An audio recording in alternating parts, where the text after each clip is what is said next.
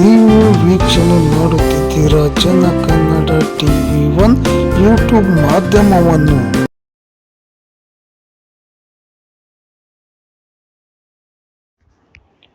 ನಮಸ್ಕಾರ ಪ್ರಜ್ಞಾವಂತ ನಾಗರಿಕ ಬಂಧುಗಳೇ, ಜನಕನ್ನಡ TV ಮಾಧ್ಯಮದ ಇಂದಿನ ವಿಶೇಷ ವರದಿಗೆ ನಿಮಗೆಲ್ಲರಿಗೂ ನಾನು ಶಿವಶಂಕರ್ ಡಿ ಐಹೊಳಿ ಮತ್ತು ನನ್ನೊಂದಿಗೆ ಜಗದೀಶ್ ಎಂ ಉಣಕಲ್ ನಮ್ಮ ಮಾಧ್ಯಮ ತಂಡದ ಪರವಾಗಿ ಆದರದ ಸ್ವಾಗತ ಕೋರುತ್ತೇವೆ.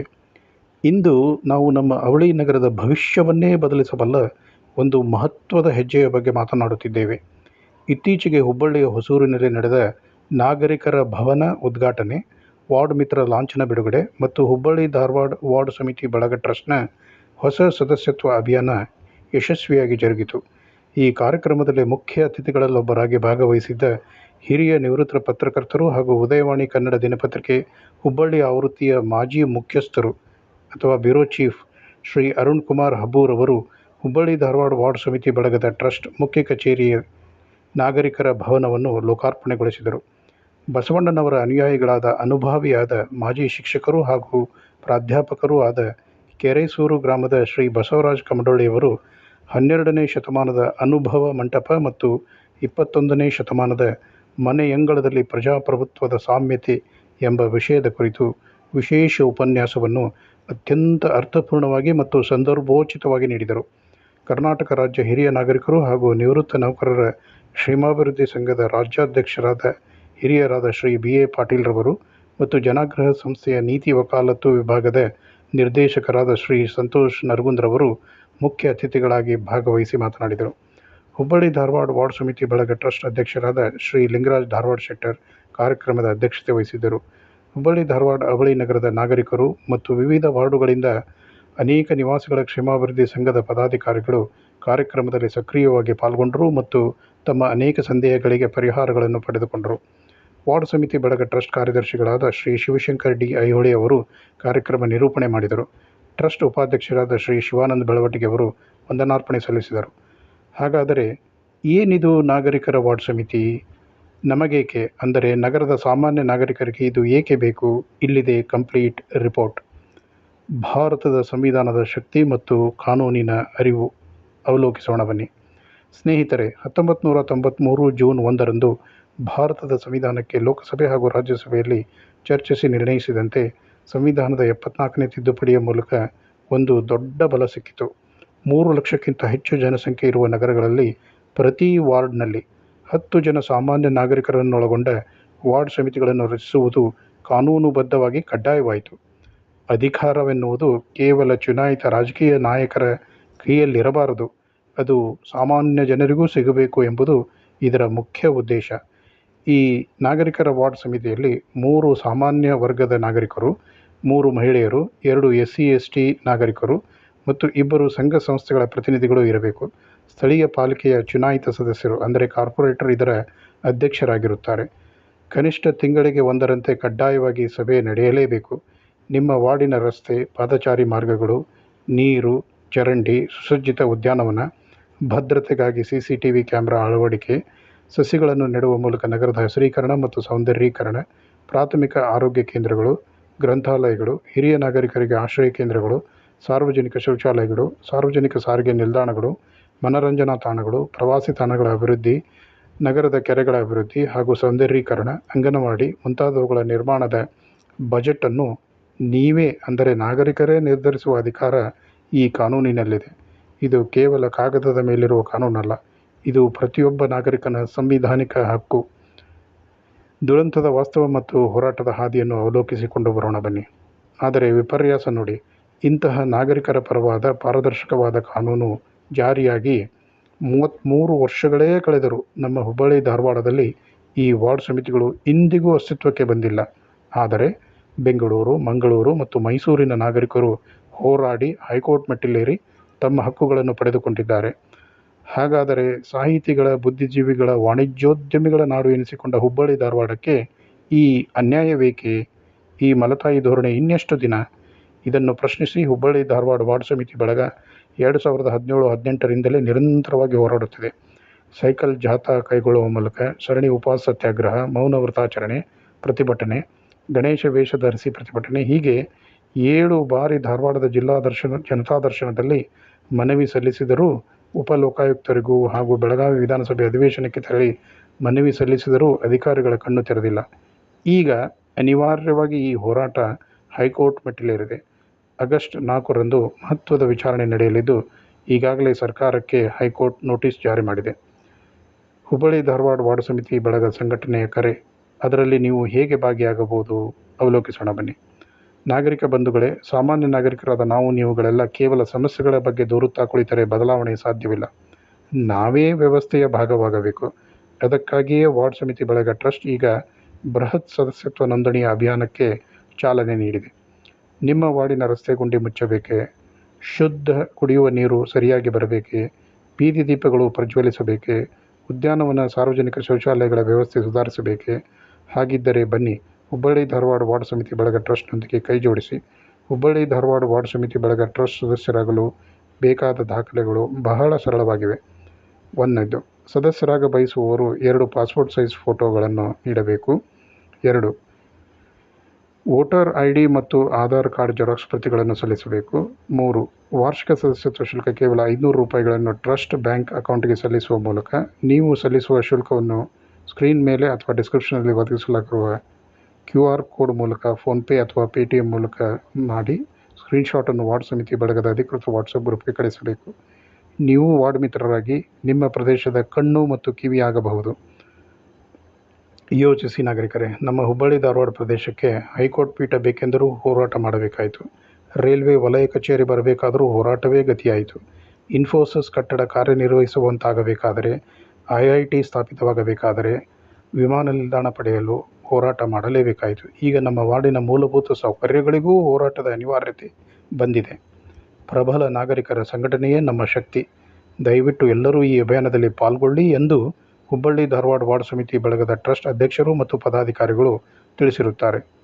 ಹೆಚ್ಚಿನ ಮಾಹಿತಿಗಾಗಿ ಸ್ಕ್ರೀನ್ ಮೇಲೆ ಕಾಣಿಸುತ್ತಿರುವ ವಾರ್ಡ್ ಸಮಿತಿ ಬಳಗ ಟ್ರಸ್ಟ್ನ ಪದಾಧಿಕಾರಿಗಳ ಮೊಬೈಲ್ ಸಂಖ್ಯೆಯನ್ನು ಸಂಪರ್ಕಿಸಬಹುದು. ಬನ್ನಿ, ಹುಬ್ಬಳ್ಳಿ ಧಾರವಾಡ ನಗರದ ಅಭಿವೃದ್ಧಿಗಾಗಿ ನಾಗರಿಕರೆಲ್ಲರೂ ಒಂದಾಗಿ ಈಗ ಈ ಕಾರ್ಯಕ್ರಮದ ಸಂಪೂರ್ಣ ಝಲಕನ್ನು ನೋಡಿಕೊಂಡು ಬರೋಣ. ನಿಮ್ಮೆಲ್ಲರ ನೆಚ್ಚಿನ ಜನಕನ್ನಡ TV ಮಾಧ್ಯಮದ YouTube channel subscribe, like, share, comment ಮಾಡುವ ಮೂಲಕ ಬೆಂಬಲಿಸಿ, ಪ್ರೋತ್ಸಾಹಿಸಿ, ಹಾರೈಸಿ. ಜನಕನ್ನಡ TV ಮಾಧ್ಯಮದ ಘೋಷವಾಕ್ಯ: ನಿಮ್ಮ ನುಡಿ ನಮ್ಮ ನಡೆ, ಸಮೃದ್ಧಿಯ ಕಡೆ. ಧನ್ಯವಾದಗಳು.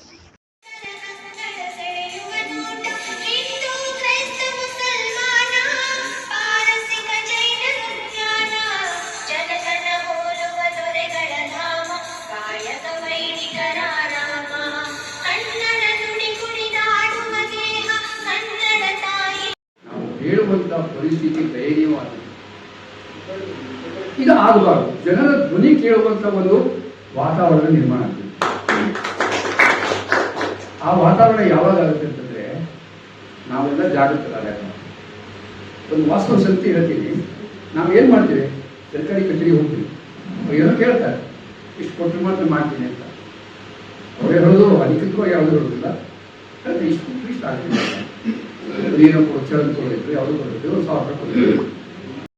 ಇದೇನು ಹಾಗೆ ಅನೇಕ ಪ್ರಕರಣಗಳು ದಾಖಲಾಗಿವೆ. ಅಂದರೆ ಗಲಾಟೆ ಮಾಡಿದ್ರು, ಶಾಂತತೆಯನ್ನು ಭಂಗ ಮಾಡಿದ್ರು, ಅದು ಮಾಡಿದ್ರು, ಇದು ಮಾಡಿದ್ರು ಅಂತ ಹೇಳ್ಬೋದು. ಸಾಕಾಗ್ತದೆ. ಅವಾಗ ಹೋರಾಟ ಏನಾಗುತ್ತೆ ಅಂತಂದರೆ ಧ್ವನಿ ಅಡಗುತ್ತೆ.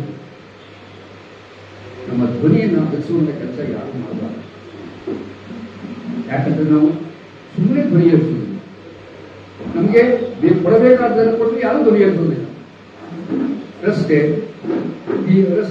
ದೀಪಗಳು, ಅಂದರೆ ಸ್ಟ್ರೀಟ್ ಲೈಟ್ಸ್ಗಳು, ಕುಡಿಯುವ ನೀರು, ಒಳ್ಳೆ ಸುಸಜ್ಜಿತ ನಾಗರಿಕ ಸೌಲಭ್ಯಗಳು, ಇವುಗಳನ್ನ ತಾನಾಗೇ ಅಧಿಕೃತವಾಗಿ ಬರ್ತಾ ಇದ್ದರೆ ಯಾವ ಸಮಸ್ಯೆ ಇಲ್ಲ, ಯಾರೂ ಧ್ವನಿ ಎತ್ತುವುದಿಲ್ಲ. ಅಥವಾ ನಮಗೆ ಬೇಕಾದಂಥ ಸೌಲಭ್ಯ ಕೊಟ್ಟರೆ ಯಾರೂ ಧ್ವನಿ ಎತ್ತುವುದಿಲ್ಲ. ಕೊಡಬೇಕಾದ್ದನ್ನು ಕೊಡದೇ ಹೋದಾಗ ಸಮಸ್ಯೆ ಇಲ್ಲ. ಆಗ ಏನಾಗುತ್ತೆ ಕೇಳಿದ್ರೆ ತಮಿಳುನಾಡಿನ ಧ್ವನಿ ಬರ್ತೇವೆ. ಕಾರ್ಪೊರೇಷನ್ ಇರೋದು ಯಾಕೆ? ಮಹಾನಗರ ಪಾಲಿಕೆ ಅಂತ, ಪಾಲಿಕೆ ಪಾಲಿಸುವುದು ನಮ್ಮನ್ನು ಪಾಲಿಸುವಂಥ ಒಂದು ಸಂಘಟನೆ ಇದೆ. ಆದರೆ ನೀವು ವಾಸ್ತವವಾಗಿ ನೋಡಿ, ಇವತ್ತಿನ ಸಂಗತಿ ಏನಂತಂದ್ರೆ ನಮಗೆ ದುಃಖ ಆಗ್ತಾ ಇದೆ. ಈ ನಿವೃತ್ತಿಯಾದ ಮಾರನೇ ದಿನ ನಮ್ಮ ಸ್ಥಾನ ಏನು? ನಿವೃತ್ತಿಯಾದ ಮಾರನೇ ದಿನ ನಮ್ಮ ಸ್ಥಾನ ಏನು? ನೀವೇ ಯಾವುದೇ ಒಂದು ಕಚೇರಿಯಲ್ಲಿ ಕೆಲಸ ಮಾಡುವಾಗ ಅದೇ ಕಚೇರಿಗೆ ನೀವು ಹೋಗಿ, ನಿವೃತ್ತಿ ಆದ ಅದೇ ಕಚೇರಿಗೆ ಹೋಗಿ, ನಿಮಗೆ ಏನು ಗೌರವ ಸಿಗುತ್ತೆ? ನಾನು ಪತ್ರಕರ್ತನಾಗಿ ಹೇಳ್ತಾ ಇದ್ದೀನಿ. 4 ದಶಕಗಳ ಕಾಲ ನಾನು ಪತ್ರಕರ್ತನಾಗಿ ಕೆಲಸ ಮಾಡಿದ್ದೀನಿ. ಪತ್ರಕರ್ತನಾಗಿದ್ದಾಗ ನನಗೆ ಕೊಟ್ಟಂಥ ಗೌರವ ಈಗ ಸಿಗ್ತಾ ಇಲ್ಲ. ಸಿಗಬೇಕು ಅಂತಲ್ಲ, ನನಗೆ ಅದೇ ಗೌರವ ಕೊಡಬೇಕು ಅಂತ ಅಲ್ಲ. ಉಳಿದ ದಿವಸ ಗುಲಾಮರೇ, ಇದು ಸತ್ಯ. ಭಾರತೀಯ ಪ್ರಜಾಪ್ರಭುತ್ವದಿಂದ ಇದು ಸತ್ಯ, ವಾಸ್ತವ ಸಂಗತಿ. ಮತ ಕೇಳುವ ಮೊದಲು ಅವರು ನಮ್ಮನ್ನು ನಮಸ್ಕಾರ ಮಾಡ್ತಾರೆ, ಪ್ರತಿನಿಧಿಗಳು. ಅವರ ಆಯ್ಕೆ ಆದ ನಂತರ ನಾವು ಅವರಿಗೆ ನಮಸ್ಕಾರ ಮಾಡಿ ಅವರನ್ನು ಬೇಡ್ಕೊಳ್ಳುವಂಥ ಪ್ರಸಂಗ ನಮ್ಮಲ್ಲಿದೆ. ಆದರೆ ಸರ್ಕಾರ ಇರೋದು ಯಾವುದಕ್ಕಾಗಿ? ನಮಗಾಗಿ, ಪ್ರಜೆಗಳಿಗೆ ಬೇಕಾಗುವಂಥ ಮೂಲಭೂತ ಸೌಲಭ್ಯಗಳು. ಮೂಲಭೂತ ಸೌಲಭ್ಯಗಳನ್ನು ಒದಗಿಸಬೇಕಾದಂಥದ್ದು ಸರ್ಕಾರದ ಕರ್ತವ್ಯ. ಈ ಅಧಿಕಾರ ವಿಕೇಂದ್ರೀಕರಣದೊಳಗೆ ಕೇಂದ್ರ ಸರ್ಕಾರ, ರಾಜ್ಯ ಸರ್ಕಾರ, ಆಮೇಲೆ ಜಿಲ್ಲಾಡಳಿತ, ಆಮೇಲೆ ನಗರಗಳಿಗೆ ಕಾರ್ಪೊರೇಷನ್ಗಳು, ಮುನ್ಸಿಪಾಲಿಟಿಗಳು ಎಲ್ಲ ಇದಾವೆ. ವಿಕೇಂದ್ರೀಕರಣ ಆಗಿದೆ. ಈಗ ನಾವು ಎಲ್ಲ ಸೌಲಭ್ಯಗಳನ್ನು ಕೊಡುವ ಒಂದು ಸರ್ಕಾರ ನಮಗಿದ್ರೆ ಅದೊಂಥರ ಗ್ರಾಮ ರಾಜ್ಯ ಮತ್ತು ಬೇರೆ ಯಾವುದಿಲ್ಲ. ಆ ಗ್ರಾಮ ರಾಜ್ಯ ಆಗಬೇಕಾದ್ರೆ ನಮ್ಮಲ್ಲಿ ಜಾಗೃತಿ ಆಗಿದೆ. ಎಲ್ಲರೂ ಕೂಡಿ ಅಂಥ ಅನಿಷ್ಟಗಳ ವಿರುದ್ಧ ನಾವು ಧ್ವನಿ ಎತ್ತಬೇಕಾಗುತ್ತೆ. ಈಗ ಹುಬ್ಬಳ್ಳಿ ಧಾರವಾಡ ವಾರ್ಡ್ ಸಮಿತಿ ಬಳಗ ಅವರು ಟ್ರಸ್ಟ್ ಮಾಡ್ಕೊಂಡಿದ್ದಾರೆ. ನನಗೆ ಮೊನ್ನೆ ಗೊತ್ತಾಗಿರೋದು ಟ್ರಸ್ಟ್ ಮಾಡ್ಕೊಂಡಿರೋದು. ವಾರ್ಡ್ ಸಮಿತಿ ವ್ಯವಸ್ಥೆ ಇದೆ, ನನಗೆ ಗೊತ್ತಿದೆ. ಒಂದು ಸಮಿತಿಯನ್ನು ರಚನೆ ಮಾಡಲಿಕ್ಕೂ ಕೂಡ ನಾವು ಬೇಡುವಂಥ ಪರಿಸ್ಥಿತಿ ಬಂದಿದೆ ಅಂತಂದರೆ ಅದರಂಥ ದುಃಖಕರ ಸಂಗತಿ ಮತ್ತೆ ಯಾವುದೂ ಇಲ್ಲ. ಅದರಿಂದ ನಾವೆಲ್ಲರೂ ಸೇರಿ ನಮ್ಮ ಧ್ವನಿಯನ್ನು ಎಬ್ಬಿಸುವಂಥ ಕೆಲಸ ಮಾಡಬೇಕು. ಸುಸಂಸ್ಕೃತರಾಗಿ ನಾವು ಧ್ವನಿ ಎಬ್ಬಿಸೋಣ.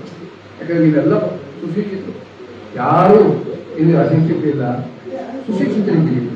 ಹೇಗೆ ಪಡೆಯಬೇಕು ಅನ್ನುವಂಥದ್ರ ಬಗ್ಗೆ ನಾವೊಂದು ಪ್ಲಾನ್ ಮಾಡ್ತೇವೆ, ಯೋಜನೆಗಳು ಮಾಡಿದ್ವಿ. ಅಧಿಕಾರಿಗಳನ್ನ ಅವರ ಮೇಲೆ ಪ್ರಭಾವ ಬೀರಿ ಅಥವಾ ಅವರನ್ನ ಇಂಪ್ರೆಸ್ ಮಾಡುವಂಥ ಒಂದು ಕೆಲಸ ನಮ್ಮಿಂದ ಆಗಬೇಕಾಗಿದೆ. ಅದು ಆಗದೆ ಹೋದಾಗ ನಮ್ಮ ಪ್ರತಿನಿಧಿಗಳಿದ್ದಾರೆ, ಕಾರ್ಪೊರೇಟರ್ಗಳಿದ್ದಾರೆ. ನಿಮ್ಗೆ ಗೊತ್ತಿದೆ, MLAಗಳು, ಕಾರ್ಪೊರೇಟರ್ಗಳು, ಮಿನಿಸ್ಟರ್ಗಳು ಎಲ್ಲ ಏನೇನು ಯಾವ್ಯಾವ ಉದ್ದೇಶಕ್ಕಾಗಿ ಮಿನಿಸ್ಟರ್ ಆಗಿರ್ತಾರೆ, ಯಾವ ಉದ್ದೇಶಕ್ಕಾಗಿ ನಿಮ್ಗೆ ಎಲ್ಲರಿಗೂ ಗೊತ್ತಿದೆ. ನಾಗರಿಕ ವಾರ್ಡ್ ಸಮಿತಿ ಮಾಡಬೇಕು ಅಂತ ಹೇಳುವಂತಹದ್ದು ಎಷ್ಟು ಹೋರಾಟ. ಇದು ಸಂವಿಧಾನಕ್ಕೆ ಬರುವಂತಹ ಒಂದು ಸೌಲಭ್ಯ ಇದೆ. ವಾರ್ಡ್ ಸಮಿತಿ ಮಾಡಬೇಕು. ಯಾಕಂತಂದ್ರೆ ಜನರ ಅಹವಾಲುಗಳನ್ನ, ಸಮಸ್ಯೆಗಳನ್ನ ಕೇಳುವಂತ ಒಂದು ಅವಕಾಶ ಇದೆ. ಜನರ ಸೌಲಭ್ಯಗಳನ್ನ ಕೇಳಬೇಕಾದ್ರೆ ನಮ್ಮ ಹಕ್ಕನ್ನು ನಾವು ಚಲಾಯಿಸಬೇಕಾಗುತ್ತೆ. ಆದರೆ ನಮ್ಮ ಹಕ್ಕಿಗೆ ಇರುವ ಬೆಲೆ ಎಷ್ಟು ಸರ್ಕಾರಿ ಕಚೇರಿ. ಹೀಗಾಗಿ ಜನರೇ ನಡೆಸುವ ಸರ್ಕಾರ ಅಂತ ಸಂವಿಧಾನದೊಳಗಿದೆ. ಆದರೆ ವಿಪರ್ಯಾಸ ಅಂತಂದ್ರೆ ನಾವು ಒಂದು ದಿನ ಮಟ್ಟಿಗೆ ಮಾತ್ರ ಎಲ್ಲರೂ ಸೇರಿ ನಮ್ಮ ಸಮಸ್ಯೆಗಳ ಪರಿಹಾರಕ್ಕಾಗಿ ಜಾಗೃತರಾಗಿ ದುಡಿಯೋಣ ಅಂತ ಹೇಳ್ಬಿಟ್ಟು ನಾನು ಎರಡು ಮಾತುಗಳನ್ನು ಮುಗಿಸ್ತೀನಿ. ನಮಸ್ಕಾರ.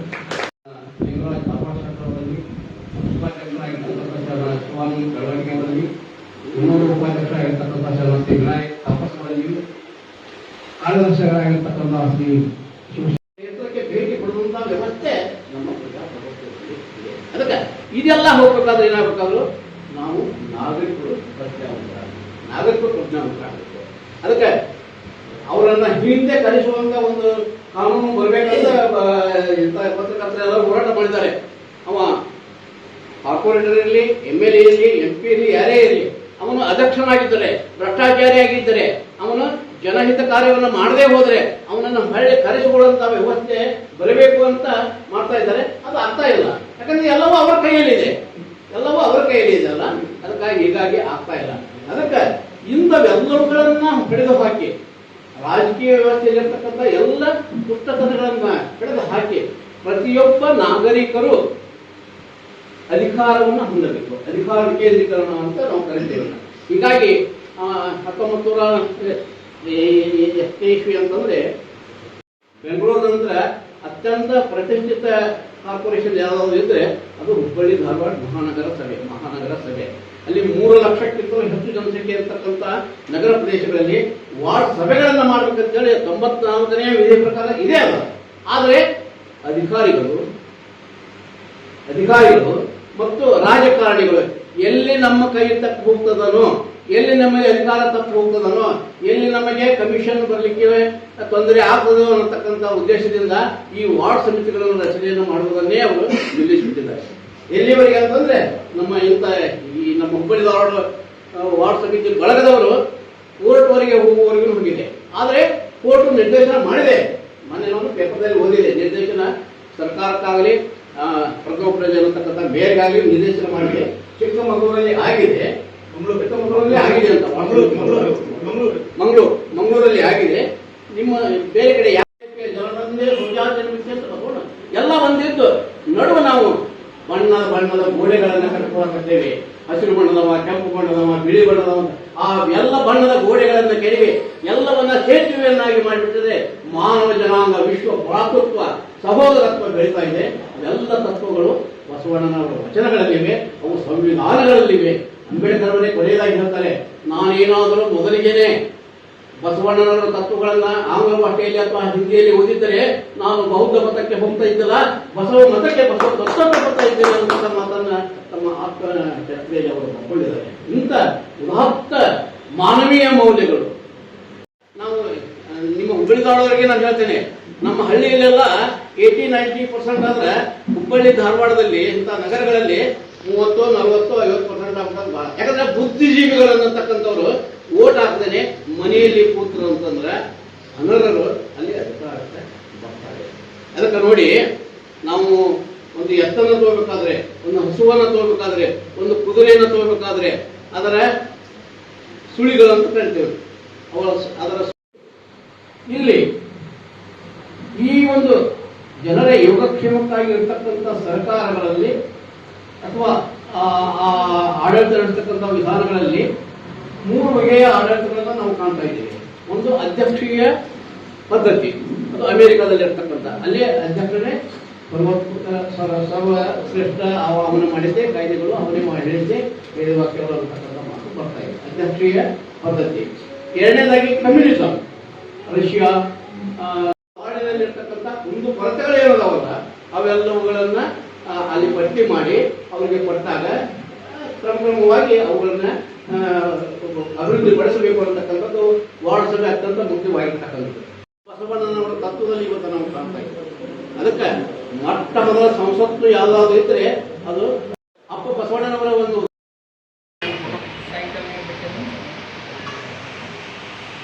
ಉತ್ತಮ ಆಡಳಿತದಿಂದ ನಮ್ಮ ಜೀವನ ಮಟ್ಟವನ್ನ ನಾವು ಸುಧಾರಿಸ್ಕೋಬಹುದು. ಹೊರಗೆ ಬಿದ್ದರೆ ರಸ್ತೆ ಕ್ಲೀನ್ ಆಗಿರ್ಬೇಕು, ಫುಟ್ಪಾತ್ ಇರಬೇಕು, ಲೈಟ್ ಇರಬೇಕು, ರಾತ್ರಿ ಯಾರಾದ್ರೂ ಮಹಿಳೆಯರಾಗಲಿ ಮತ್ತಾರೇ ಆಗಲಿ ಓಡಾಡುವಂಗೆ ಸುರಕ್ಷತೆ ಇರಬೇಕು, ಸಂಚಾರ ಸುಗಮವಾಗಿರಬೇಕು.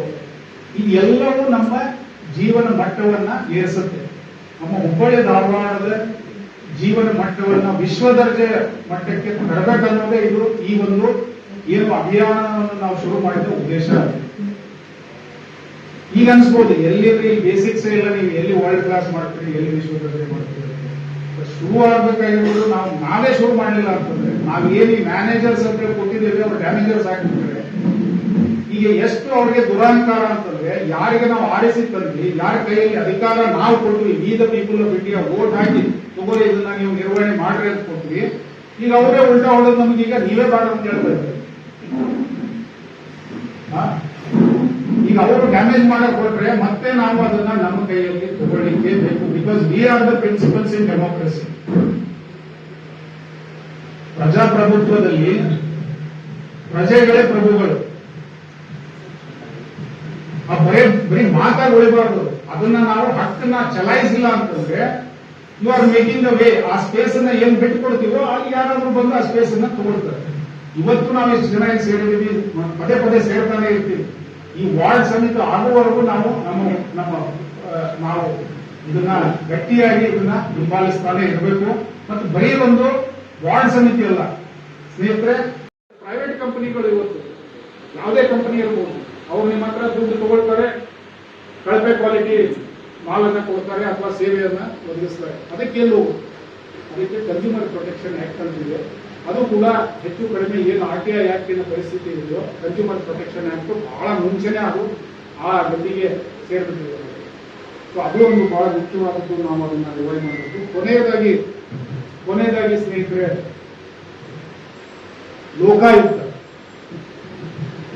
ಲೋಕಾಯುಕ್ತದ ಮೇಲೆ ಬಹಳ ನಮ್ಗೆ ಪ್ರೀತಿ ಇದೆ, ಬಹಳ ಹೆಮ್ಮೆ ಇದೆ. ಯಾರೇ ಏನಂತಂದ್ರು ಲೋಕಾಯುಕ್ತ ಕೊಡ್ರಿ ಎಲ್ಲ ಆಗ್ತೈತೆ ಅಂತ. ಸ್ನೇಹಿತರೆ, ಇದೇ ಹೋದ ವಾರ ನಮ್ಮ ಕರ್ನಾಟಕ ಲೋಕಾಯುಕ್ತ ಇಡೀ ದೇಶದಲ್ಲೇ ಮೊಟ್ಟ ಮೊದಲನೇ ಲೋಕಾಯುಕ್ತ ಸಂಸ್ಥೆ ಜಾರಿಗೆ ಬಂದಿದೆ 1980ರ ದಶಕದಲ್ಲಿ.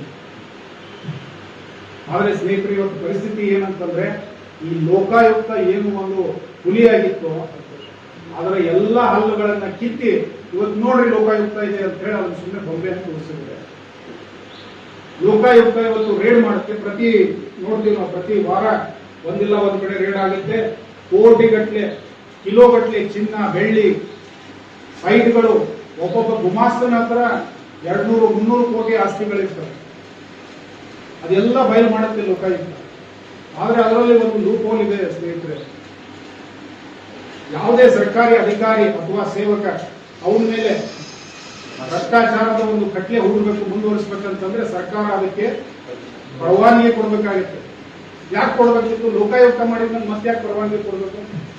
ಅವಕಾಶ ಕಲ್ಪಿಸಿ ಕೊಡಲಿಲ್ಲ.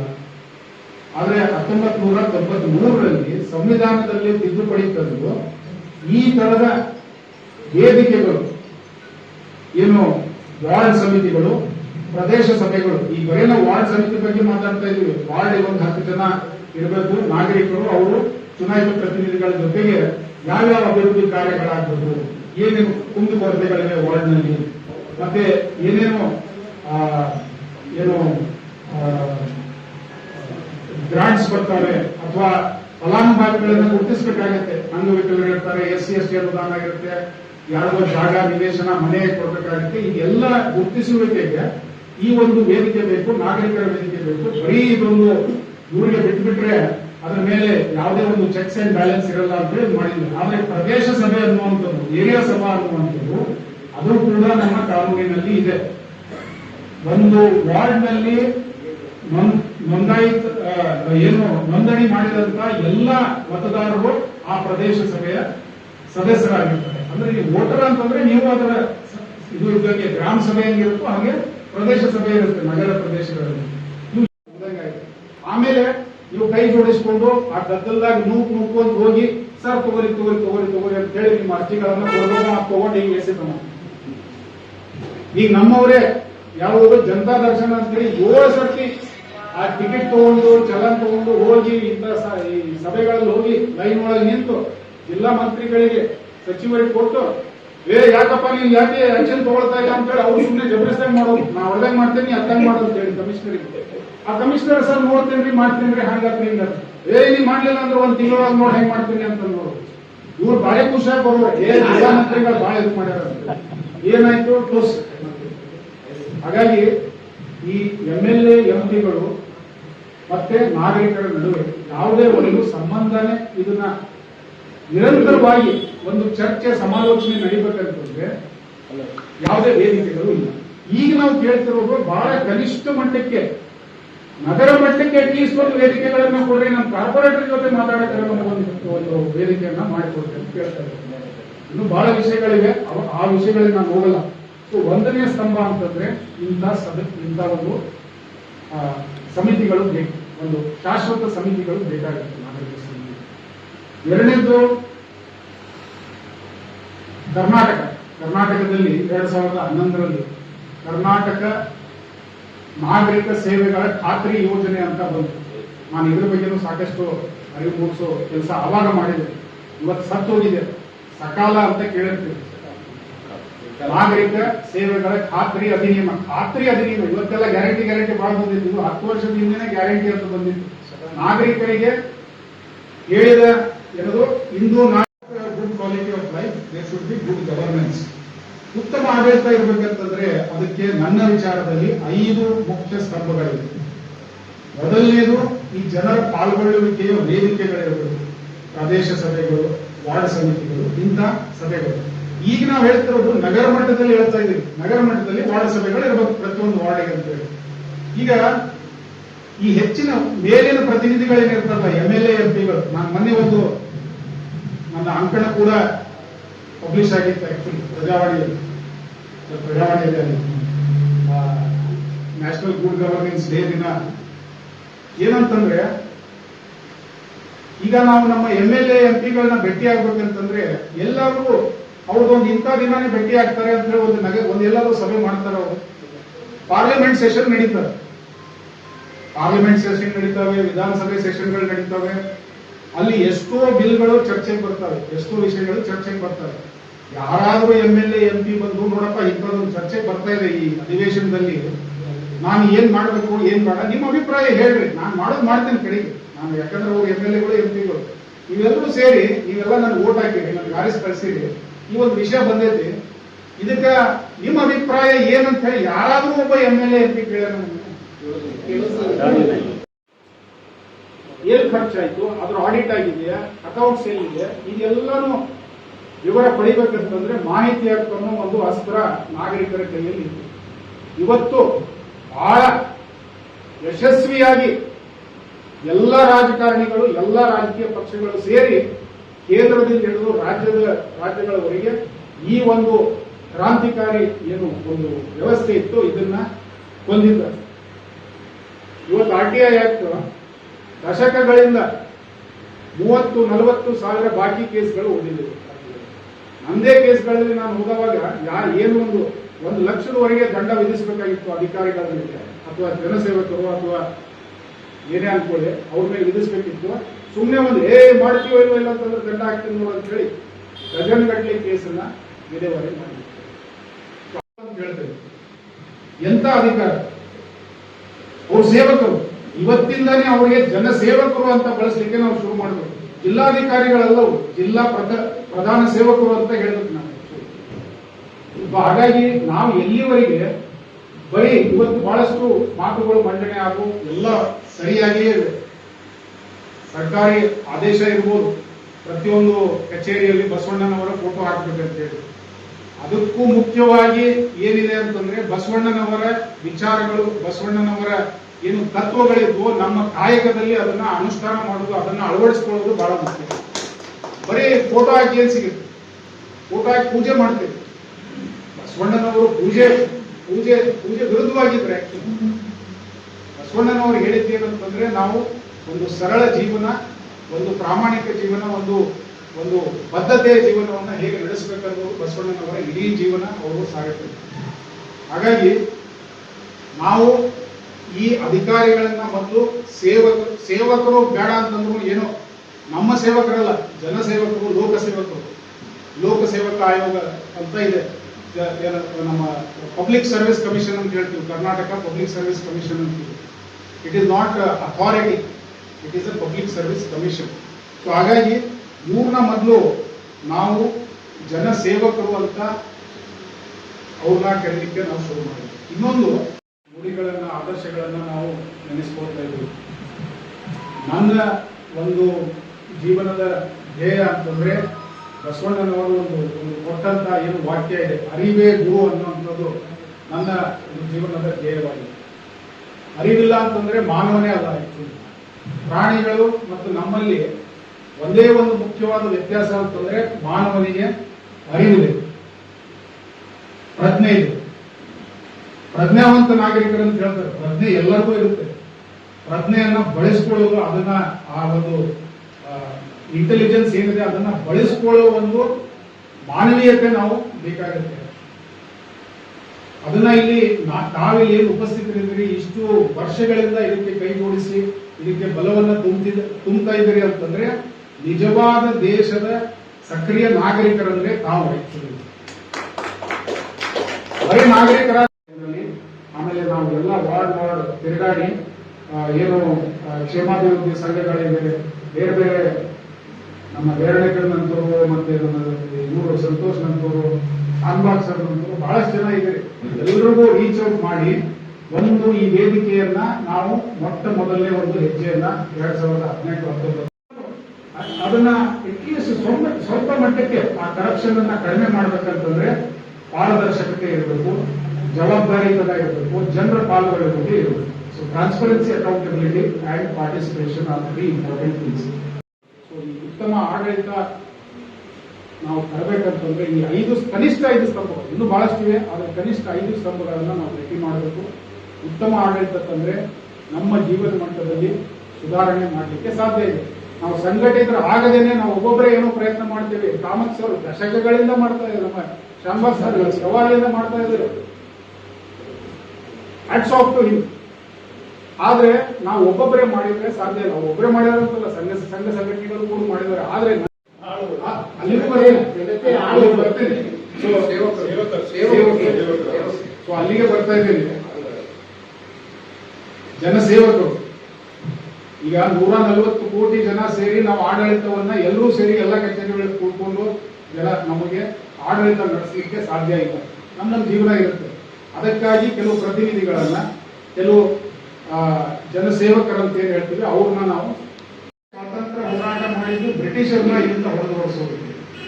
ಈಗ ನಾವು ಇನ್ನೊಂದು ಹೋರಾಟ ಯಾಕೆ ಮಾಡ್ತಾ ಇದೀವಿ ಅಂತಂದ್ರೆ, ನಮ್ಮ ಆಡಳಿತವನ್ನ, ನಮ್ಮ ಸರ್ಕಾರವನ್ನ ಸರಿಯಾಗಿ ನಡೆಸಿ ಕಿವಿ ಹಿಂಡಿ ಅದನ್ನ ಕರೆಕ್ಟ್ ಆಗಿ ಮಾಡಿ, ಏನು ಹಣ ಇದೆ, ಅನುದಾನ ಇದೆ, ಅದನ್ನ ಸರಿಯಾಗಿ ಸದುಪಯೋಗ ಮಾಡ್ಕೊಳ್ಳಿಕ್ಕೆ ಈ ಒಂದು 2ನೇ ಹೋರಾಟ ನಾವು ಮಾಡ್ತಾ ಇದ್ದೀವಿ.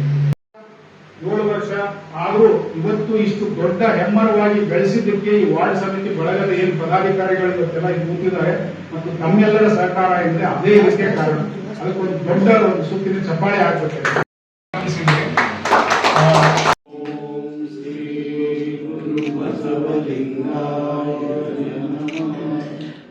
ವಾರ್ಡ್ ಸಮಿತಿ ಎಂಬ ಹೆಮ್ಮರ ಸಸಿ ಇದೇ ರೀತಿ ಹೆಮ್ಮರವಾಗಿ ಬೆಳೆಯಲಿ.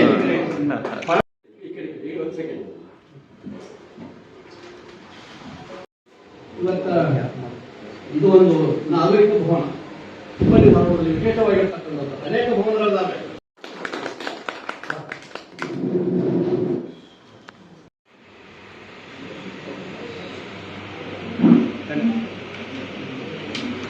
ತುಂಬಾ ಆಗುವಂತಾಗ್ಲಿ, ಪ್ರತಿಯೊಂದು ವಾರ್ಡಿಗೆ ಒಂದೊಂದು ಭವನ ಆಗ್ಲಿ.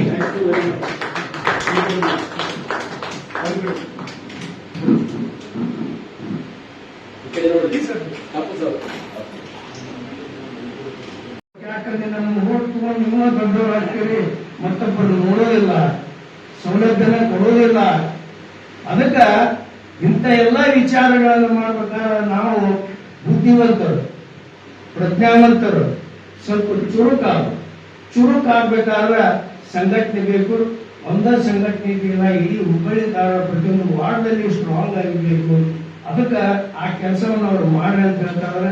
ನಮ್ಮ ಸಂಘದಲ್ಲಿ ಪ್ರತಿ ದಿವಸ ಬಹುಶಃ 50ರಿಂದ 100 ಜನ ಪ್ರತಿ ದಿವಸ ನಮ್ಮ ಸಂಘದ ಕಚೇರಿಗೆ ಬಸ್ಸುಗಳೊಳಗೆ ಕಾಯ್ದು ಕೆಲವೊಂದು ಕಾಯಂದೊಳಗೆ ನಮ್ಮ ಸಂಘದ ಮೆಂಬರ್ ಆಗಾಕ ಬಾಳೆ ಅನಿಸ್ತಿದ್ರು. ಪೊಲೀಸರು ಬಂದು ಏನು ರೇಷನ್ ಕೊಡ್ತಾರೆ, ಯಾಕೆ ಹೇಳ್ತೇವೆ ಅಂತ ಹೇಳ್ತಿದ್ರು. ಇಲ್ರಿ ನಾವು ಸಂಘದ ಮೆಂಬರ್ ಬಂದಾಗ ಹಿರಿಯ ನಾಗರಿಕ ಯಾಕೆ ಹಾಕ್ತೀವಿ? ಇಲ್ರಿ ನಾ ಹಿರಿಯ ನಾಗರಿಕ, ನನಗೆ ಏನು ಸೌಲಭ್ಯ ಗೊತ್ತಿಲ್ಲ, ಏನು ಸರ್ಕಾರ ಕೊಡ್ತಾರೆ ಗೊತ್ತಿಲ್ಲ, ಈ ಮೆಂಬರ್ ಆದ್ರೆ ನಮ್ಗೆಲ್ಲಾನು ಸೌಲಭ್ಯ ಸಿಗ್ತತಿ ಅಂತ ತಿಳ್ಕೊಂಡು ಬಂದು ನಮ್ಮ ಸಂಘಗಳನ್ನು 1,22,000 ಜನ ಮುಂದುವರಿಸಿದ್ದಾರೆ. ಅದರ ಹೆಚ್ಚಿನ ಪಾಲು ಗ್ರಾಮಾಂತರದಲ್ಲಿ ಇದ್ದಂತವರು ಇದ್ದಾರೆ.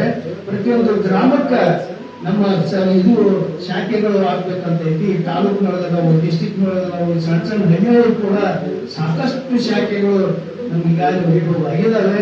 ಅದಕ್ಕೆ ನಮ್ಮ ಹೋರಾಟಕ್ಕೆ ಒಂದು ಸಹಾಯ ಅಂತಂದ್ರೆ ಈ ವಾರ್ಡ್ ಕಮಿಟಿಯಲ್ಲಿ ಇದ್ದಂತವ್ರು 55 ವರ್ಷ ದಾಟ್ತವ್ರೆಲ್ಲ ನಮ್ಮ ಸಂಘಕ್ಕೆ ಮೆಂಬರ್ ಆಗ್ಯಾರ. 55 ಎಲ್ಲರೂ ಮೆಂಬರ್ ಆಗ್ಯಾರ. ಹೀಗಾಗಿ ಒಂದು ಈ ಹೋರಾಟವನ್ನ ಬರೀ ಇಲ್ಲಿಗೆ ಬಿಡೋದಲ್ಲ, ಇದು ನಮ್ದು ಸಾಕಷ್ಟು ಸ್ಟ್ರೆಂತ್ ಐತಿ. ಆಮೇಲೆ ಈ ಒಂದು ವಾರ್ಡ್ ಕಮಿಟಿ ಬಹಳಷ್ಟು ಪವರ್ಫುಲ್ ಹೋರಾಟ ಮಾಡಕತ್ತಿದ್ದಾರೆ. ಅದೇ ಹೇಳಿ ಲೋಕಾಯುಕ್ತ ಇಂದು ಲೋಕಾಯುಕ್ತ ಬಹಳ ಪವರ್ಫುಲ್ ದಾಗ ಒಬ್ಬ ಚೀಫ್ ಮಿನಿಸ್ಟರ್ ಮೇಲೆ ಒಂದು ಕೇಸ್ ಮಾಡಕ್ ಲೋಕಾಯುಕ್ತನ ಬ್ಯಾನ್ ಮಾಡಿ ಹೋದ್ರು. ಹಂಗ ನಾಳೆ ವಾರ್ಡ್ ಕಮಿಟಿನ ಬ್ಯಾನ್ ಅಂದ್ರೂ ಅನ್ಬೋದು ಸರ್ಕಾರ. ಯಾಕಂದ್ರೆ ಇದೀಗ ಎಲ್ಲೂ ಬಂದಿಲ್ಲ, ಎಲ್ಲ ಭ್ರಷ್ಟಾಚಾರ ಬಂದ್ ಆಕೈತಿ, ಕಾರ್ಪೊರೇಟರ್ ಪವರ್ಸ್ ಕಡಿಮೆ ಆಕಾವು. ಅವ ಇದೇನು ಬಂತಪ್ಪ ನಮ್ಗ, ಅದನ್ನ ಆಕ್ಟ್ ಅಮೆಂಡ್ಮೆಂಟ್ ಮಾಡಿಬಿಡ್ರಿ ಅಂತ ಅಂದ್ರೂ ಅನ್ಬೋದು. ಅದ್ರ ಸಲುವಾಗಿ ನಾವು ಬಹಳಷ್ಟು ಜಾಗೃತಿಯಿಂದ ಇರ್ಬೇಕಂತಂದ್ರೆ ಅದಕ್ಕೆ ಜಾಗೃತಿ ಮಾಡ್ಬೇಕಂತವ್ರು ನಿಮ್ಮಂತವ್ರು ನಮ್ಗೆ ಮಾತ್ರ ಸಾಧ್ಯ ಆಗತಿ. ಯಾಕಂದ್ರೆ ಈ ಭೂಮಿಕಾರರು, ಕೆಳದರ್ಜೆಯ ಒಂದು ನಾಗರಿಕರು ಅವ್ರಿಗೆ ಏನು ಮಾಡಕ್ ಸಾಧ್ಯ ಆಗೋದಿಲ್ಲ. ಸರ್ಕಾರಗಳು ಒಳಗೆ ಏನ್ ನಡೀತೈತಿ, ಹೊರಗೆ ಯಾವ ರೀತಿ ಅವರು ಜನರಿಗೆ ಮೋಸ ಮಾಡ್ತಕ್ಕಂಥ ಅನೇಕ ಉದಾಹರಣೆಗಳನ್ನ ನಾವು ತಿಳ್ಕೊಂಡಿದ್ದೀವಿ, ಅನುಭವಿಸಿದ್ದೀವಿ.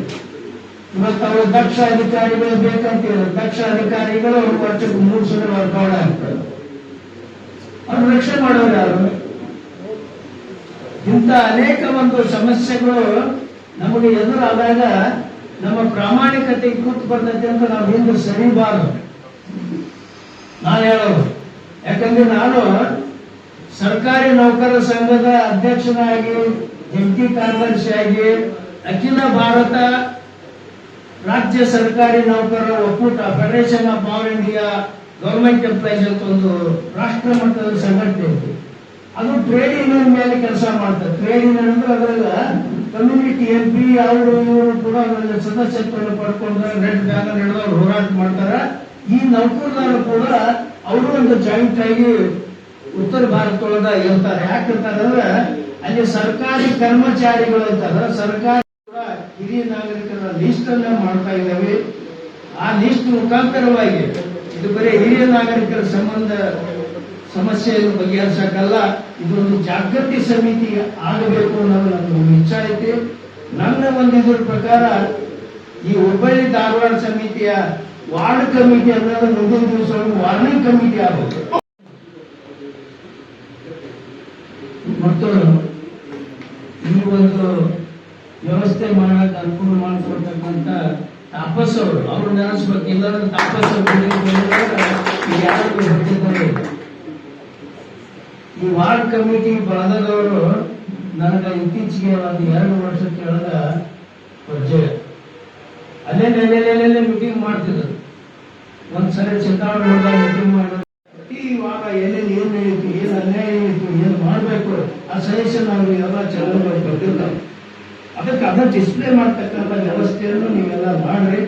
ನಿಮಗೆ ಒಂದು ವಾರ್ಡ್ ಕಮಿಟಿಗೆ ಯಾವ ರೀತಿಯಿಂದ ಅನುಕೂಲ ಬೇಕು, ಯಾವ ರೀತಿಯಿಂದ ಸಹಾಯ ಬೇಕು, ಅದು ನಮ್ಮ ರಾಜ್ಯ ಹಿರಿಯ ನಾಗರಿಕರ ಸಮಿತಿ ಪರವಾಗಿ ನಾವು ಕೊಡ್ತಾ ಇದ್ದೇವೆ. ನಮ್ಮ ಸಂಘದಲ್ಲಿ 50-60% ಎಲ್ಲ ನಿವೃತ್ತ ಇವರು ಎಲ್ಲರೂ ಕೂಡ ಒಂದು ಮಾತಾಡಿದ್ವಿ. ನಮ್ದೊಂದು ಸಂಘಟನೆ ಶಾಲೆಗಳು ಯಾವ ರೀತಿ ಆಗ್ತಂದ್ರೆ ಈಗ ನೀವು ವಾರ್ಡ್ ಕಮಿಟಿ ಮಾಡಿದ್ರಿ, ವಾರ್ಡ್ ಕಮಿಟಿ ಈ ವಾರ್ಡ್ ಮತ್ತೆ ಈ ವಾರ್ಡ್ ಸಮಿತಿ ಒಳಗ ಮಾಡಿದ ನಂತರ ಈ TR ಹಾಕಕ್ಕ ನಮ್ಮ ಸಾರ್ವಜನಿಕರು ಎಷ್ಟು ಕ್ವಿಕ್ಕಾಗಿ ರಿಯಾಕ್ಷನ್ ಮಾಡಿದ್ರು ಅಂತಂದ್ರೆ ಎಲ್ಲರೂ ಘಟಪ್ ಆಗಿಬಿಟ್ಟಿದ್ರು. ಎಲ್ಲರೂ ಏನೋ ಅವ್ರಿಗೆ ಕೆಲಸ ಕಾಮಗಾರಿ ಹೋಗ್ತೈತೆ ಅನ್ನೋ ಲೆಕ್ಕ ಬಂದಿದೆ. ಅಲ್ಲಿವರೆಗೆ ಮುಟ್ಟಿಬಿಟ್ಟಿದೆ. ಬಟ್ ಇದನ್ನೆಲ್ಲ ನಾವು ನೋಡ್ಕೊಂತ ನಾವೆಲ್ಲ ನಾಗರಿಕರು ಸುಮ್ ಕೂತ್ಕೊಂಡೆಲ್ಲ ಇಲ್ಲ, ನೋಡಿಲ್ಲ ಯಾರು. ಬಟ್ ಅವ್ರಿಗೆ ಏನಾಗ್ಬಿಟ್ಟೈತಿ, ನಾವು ಮಾತಾಡಿದ್ರೆ ಏನಾಗ್ತೈತಿಲ್ಲ. ಅವ್ರು ಕಾರ್ಪೊರೇಟರ್ ಏನಂತಾನೇನಪ್ಪ, ಇವ್ MLA ಏನಂತಾನೆ, ನಮ್ಮ ಪರಿಚಯದವ್ರು MLA ಕಾರ್ಪೊರೇಟರ್, ನಮ್ಮ MLA ನಮ್ಮ ಭಾಳ ಪರಿಚಯದ. ಏನ್ರಿ ನೀವು ಹೋರಾಟ ಮಾಡಾಕತ್ತೀರಂತ, ಏನ್ ಭಾಳ ನಮ್ಮ ಮತ್ತೆ ಫೋನ್ ಮಾಡಿ ಬರ್ತೀವಿ, ನಿಮ್ಮ ಮನೆಯಾಗ ಹಂಗಂತ ಹಿಂಗಂತ ಅಂತ ಕೇಳ್ತೀವಿ. ನನ್ನ ಕಡೆ ಕೆಲಸದ ಬರ್ತೀವಿ, ಹುಡುಕಿತಾರನ್ನ ನಮ್ಮ ಮಾತಾಡ್ಸೋಣ ಸಹಿತ ಅನ್ನೋದಕ್ಕೆ ಮಾತಾಡ್ತಾರೆ. ಇವ್ರು ಅನ್ನೋದಕ್ಕೆಲ್ಲ ಹಿಂಜರಿಕೆ ಮಾಡ್ತಾರೆ. ಹಿಂಜರಿಕೆ ಮಾಡುವ ಅವಶ್ಯಕತೆ ಇಲ್ಲ. ನಮ್ದು ಹಕ್ಕು, ನಮ್ದೇನಪ್ಪ ಹಕ್ಕು ಅಂದ್ರೆ ಭಾಳ ಸಮಿತಿಗಳು ಮತ್ತು ಹಿರಿಯ ಸಭೆಗಳು ಅನ್ನೋದ್ರ ಬಗ್ಗೆ ನಾವೆಲ್ಲ ಪತ್ರಿಕೆ ಒಳಗೆ ಮ್ಯಾಕ್ಸಿಮಮ್ ಎಲ್ಲ ಕವರ್ ಮಾಡಿದ್ದಾರೆ. ಎಲ್ಲ ಕಡೆ ಪತ್ರಿಕೆಗಳು ಬಂದಿರ್ತಿ ಸುದ್ದಿ. ಆದ್ರೆ ನಮ್ಮ ದುರ್ದೈವ ಹುಬ್ಬಳ್ಳಿ ಧಾರವಾಡ ಮಹಾನಗರ ಪಾಲಿಕೆ ಒಳಗೆ ಇದು ತಯಾರಾಗೋದು ಟೋಟಲ್ 82 ವಾರ್ಡ್ಗಳು. 82 ವಾರ್ಡ್ಗಳೊಳಗೆ ಒಂದು ವಾರ್ಡ್ಗೆ 10 ಜನರನ್ನ ನಾವು ನಾಗರಿಕರು ಅಂದ್ರೆ ನಮ್ಮ ಸ್ಥಳೀಯವಾಗಿ ಧರಣಿಯೂ ಮಾಡಿದ್ದಿಲ್ಲ. ನೀವು ಇವೆಲ್ಲ ಚಿತ್ರ ಭಾಳ ಚಿತ್ರ ನೋಡ್ತಾ ಇರ್ಬೋದು. ನೀವು ಒಂದು ಸಾಂಕೇತಿಕವಾಗಿ ಇದಾವಿಲ್ಲ ಫೋಟೋಗಳು. ಇನ್ನೂ ನಾವು ಮಾಡಿದ್ದು ಬಹಳ ಅದಾವ. ನೀವೆಲ್ಲ ನೋಡ್ಬಿಟ್ರೆ ನಾವು ಮಾಡಿದಕ್ಕೆ ಏನೂ ಉಪಯೋಗ ಇಲ್ಲಪ್ಪ ಅನ್ನೋ ಲೆಕ್ಕಕ್ಕೆ ಬಂದ್ಬಿಟ್ಟಿದ್ವಿ. ಬಟ್ ನಾವೇನು ಅದಕ್ಕೆ ಆಯ್ತಪ್ಪ ಇದು ಆಗಂಗಿಲ್ಲ ಅನ್ನೋದೊಂದು ಇದು ಇಟ್ಕೊಂಡಿಲ್ಲ ನಮ್ಮ ಮನಸ್ಸಿನಾಗ. ನಾವು ಸಾಧಿಸ್ತಿರ್ತೀವಿ, ಈ ವಾರ್ಡ್ ಸಮಿತಿ ರಚನೆ ಮಾಡ್ತೇವೆ ಅನ್ನೋದೊಂದು ಮನಸ್ಸಿನಾಗ ಇಟ್ಕೊಂಡು ಬೇರೆ ನಮ್ಮ ಮುಖಾಂತರ ಸಹಿತ ಅವ್ರಿಗೆ ಬೇಕಾದಂಥ ಪ್ರಶ್ನೆಗಳನ್ನು ಅಥವಾ ಅವ್ರಿಗೇನು ಸಲಹೆ ಇರ್ತಾವು, ಅವ್ರಿಗೆ ಪ್ರಾಬ್ಲಮ್ಸ್ ಇರ್ತಾವು, ನಮ್ಮ ಮುಖಾಂತರ ಸಹಿತ ಅವರಿಗೆ ಕೇಳ್ಕೊಂಡು ಅದನ್ನ ಸಾಲ್ವ್ ಮಾಡ್ಕೋಬಹುದು. ಇಷ್ಟೊಂದು ಒಳ್ಳೆಯದೊಂದು ಅವಕಾಶವನ್ನ KMC ಆಕ್ಟ್ ಒಳಗೆಲ್ಲ ಕೊಟ್ಟಾರ. ಇದು ಸಂವಿಧಾನದೊಳಗೆ ಶಾಸನಾತ್ಮಕವಾಗಿ ಸಹಿತ ಇದನ್ನ ಕಡ್ಡಾಯವಾಗಿ ಮಾಡ್ಯಾರ. ಆದ್ರೂ ನಮ್ಮ ದುರ್ದೈವ ಇನ್ನೂ ಮಾಡ್ತಾ ಇಲ್ಲ. ಇದಕ್ಕೆಲ್ಲ ನಾವೆಲ್ಲ ಹೋರಾಟ ಮಾಡ್ತಾ ಇದೀವಿ. ನೀವೆಲ್ಲ ಇಲ್ಲಿವರೆಗೂ ಬೆಂಬಲನೂ ಕೊಟ್ಟಿದ್ದೀರಿ. ನಾನು ಸಾರ್ವಜನಿಕರಿಗೆ ನಾನು ವಾರ್ಡಿನ ಸಭೆ ಮಾಡ್ತಾ ಇಲ್ಲ, ನಾನು ನನ್ನ ನಗರದ ಸಭೆ ಮಾಡ್ತಾ ಇಲ್ಲ. ನಮ್ಮ ಇಡೀ ಸಮಗ್ರ ದೃಷ್ಟಿಕೋನದಿಂದ ಮಾಡ್ತಾ ಇದೀವಿ. ಹುಬ್ಬಳ್ಳಿ ಧಾರವಾಡ ಅನ್ನೋದು ಏನು ದೊಡ್ಡ ಹಳ್ಳಿ ಆಗ್ಬಿಟ್ಟೈತಿ. ನೀವೆಲ್ಲ ನೋಡ್ಬಿಟ್ರಿ, ಅನುಭವಿಸ್ಬಿಟ್ರಿ. ಏನಪ್ಪಾ ಇಂಥ ಊರೊಳಗೆ ಇನ್ನು ಸುಧಾರಣೆ ಮಾಡಕ್ಕೆ ಯಾರು ಬರ್ತಾರೆ ಇಲ್ಲ ಅನ್ನೋ ಒಂದು ಪರಿಸ್ಥಿತಿ ಬಂದಿದೆ. ಇವ್ರಿಗೆಲ್ಲ ಇಂಥವ್ರಿಗೆ ಯಾರು ನಮಗೆ ಸಪೋರ್ಟ್ ಮಾಡಕತ್ತಾರ. ಅದರ ಸಲುವಾಗಿ ನಾವು ಇದು ಮಾಡಿದಾಗ ಏನೂ ಆಗಲಿಲ್ಲ ಅಂದಾಗ ನಾವೇನ್ ಮಾಡಿದ್ವಿ, ಇಲ್ಲ ಇವ್ರಿಗೆ ಯಾವ ರೀತಿಯಿಂದ ಬಗ್ಗಿಸ್ಬೇಕು ಅನ್ನೋದು ಬಂತು ಪ್ರಶ್ನೆ. ಮತ್ತೆ ಇನ್ನೆಲ್ಲ ತಾಲೂಕು ಹುಡುಕ್ತೀವಿ. ನಾವು ಕೋರ್ಟಿಗೆ ಹೋಗಿದ್ದೀವಿ, PIL ಹಾಕಿದ್ವಿ.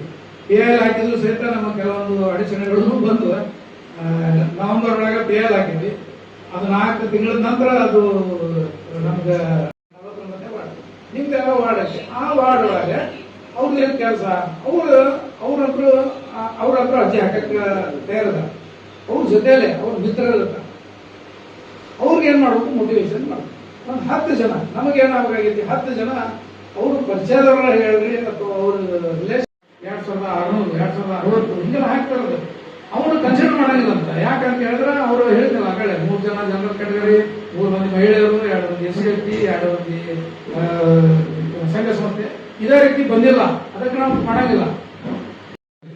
ಸುಮಾರು 40-42 ಡಿಗ್ರಿ ಸೆಲ್ಸಿಯಸ್ ಐತಿ ಅಂತ ಇದ್ರೊಳಗೆ ನೀವೆಲ್ಲ ಕುತ್ಕೊಂಡು ಕೇಳ್ಕೊಂಡು ಅದು ಹಿರಿಯರದೇ ಒಂದು ತಾಳ್ಮೆಯಿಂದ ಪ್ರದರ್ಶನ ಹೇಳಿದಿಲ್ಲ. ನೀವು ಕಸದ ಗಾಡಿ ಅದೆಲ್ಲ ನೀವು ಅನೌನ್ಸ್ ಮಾಡಿದ್ರಿ. ಮತ್ತು ಕಾರ್ಯಾಂಗವನ್ನ ಈಗಾಗಲೇ ನಮ್ಮ ಹುಬ್ಬಳ್ಳಿ ಧಾರವಾಡ ವಾರ್ಡ್ ಸಮಿತಿ ಬಳಗ ಟ್ರಸ್ಟ್ ಪರವಾಗಿ ಅಬ್ಬೂರವರು ಹೇಳಿದ ಹಾಗೆ ಹಲವಾರು ಬಾರಿ ಅರ್ಜಿಗಳ ಮೇಲೆ ಅರ್ಜಿಗಳು, ಮನವಿಗಳ ಮೇಲೆ ಮನವಿ ಪತ್ರಗಳು ಸಲ್ಲುತ್ತಲೇ ಇದ್ದವು. ಹಾಗಾಗಿ ಕಾರ್ಯಾಂಗವಾಯಿತು, ಶಾಸಕಾಂಗವಾಯಿತು. ಅವರೇನೋ ಪತ್ರ ಬರೆದಿದ್ದಾರೆ, ಶಿಫಾರಸು ಪತ್ರ, ಕ್ರಮ ಕೈಗೊಳ್ಳಿ, ನಿಯಮಾನುಸಾರ ಕ್ರಮ ಕೈಗೊಳ್ಳಿ.